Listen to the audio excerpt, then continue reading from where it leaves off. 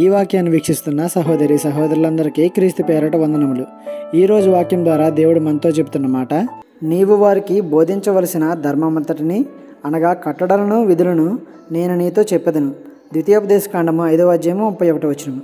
Bible గ్రంథాన్ని ప్రతి ఒక్కరూ చదవాలి. బైబిల్లో ఏముంది అని అందరూ తెలుసుకోవాలి. అప్పుడే బోధకులు చెప్పేవి మనకు అర్థమవుతాయి. బోధకులు చెప్పేవి నిజమా కాదా అని గ్రహించగలుగుతాం. బోధకుడు దేవుడి ఆత్మ సహాయంతో బోధిస్తున్నాడా లేక సొంత మాటలు చెప్తున్నాడో కూడా గ్రహించగలుగుతాం.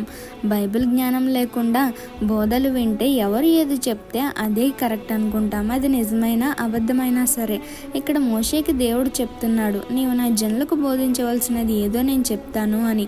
దేవుడు చెప్పిన మాటలు మనుషుల మార్పులకు కారణమవుతాయి, జీవితాలను బాగు చేస్తాయి, ధైర్యాన్ని నింపుతాయి.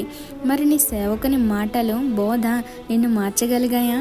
ఇంకా నీలో మార్పు లేదంటే లోపం నీలో అయినా ఉండాలి, లేదా నీవు వెళ్ళే సంఘ కాపరిది అయినా అయి ఉండాలి. జాగ్రత్తగా పరిశీలించు లోపం ఎవరిలో ఉందో అనేది. ఈ చిన్న సువార్త పరిచర్యలో మీ సహోదరులు. God bless you. ఆమేన్.